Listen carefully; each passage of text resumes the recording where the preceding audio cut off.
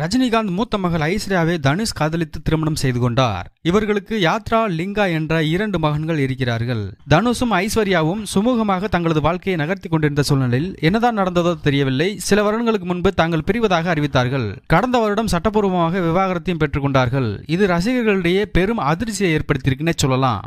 ரஜினிகாந்துக்கு ஐஸ்வர்யா, சௌந்தர்யா என்று 2 மகள்கள் இருக்கிறார்கள். இவர்கள் மூத்த மகளான ஐஸ்வர்யா காதல் கொண்டேன் படத்தில் தனுஷின் நடிப்பை பார்த்து பிரமித்து விட்டார். இதன் காரணமாக அவரை பாராட்டுவதற்காக நேரில் அழைத்தார். காபி ஷாப்பில் வைத்து ஆரம்பித்த இவர்களது பழக்கம் நாளடைவில் காதலாக மாறியது.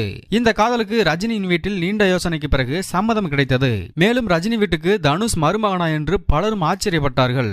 ரஜினி வீட்டு மருமகனாக மாறினாலும் அவரால் வளர்ந்தோம் என்று மற்றவர்கள் நினைக்க கூடாது என்பதில் தனுஷ் தீவிரமாக இருந்தார். இதன் காரணமாக ஐஸ்வர்யா திருமணம் செய்த பிறகு முழுக்க முழுக்க வெறித்தனமாக உழைத்தார். திறமையை வளர்த்துக் கொண்டார். இதன் காரணமாக தனுஷுக்கென்று தனி அடையாளமே கிடைத்தது.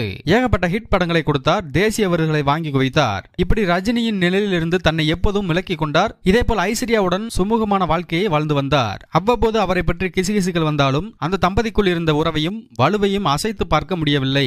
ஐஸ்வர்யா இயக்குநராக அறிமுகமான 3 படத்தில் ஹீரோவாக நடித்தார். வைராஜாவை படத்தில் கெஸ்ட் ரோலில் நடித்து கொடுத்தார். இப்படி நிம்மதியாக போய்க் கொண்டிருந்த இவர்களது வாழ்க்கையில் முதல் புயல் வீச ஆரம்பித்தது.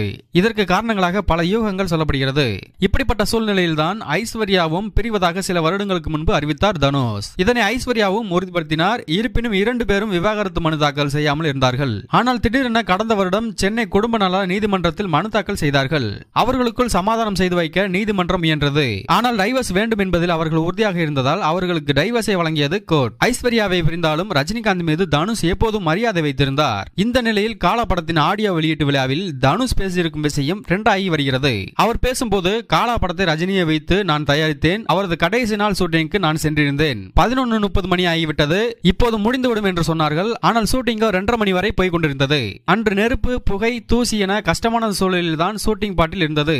எனக்கு ஒரு மாதிரி ஆகிவிட்டது. அவரிடம் சென்று மணி 2:30 மணி ஆகிவிட்டது, பரவாயில்லையா உங்களுக்கு என்று கேட்டேன்.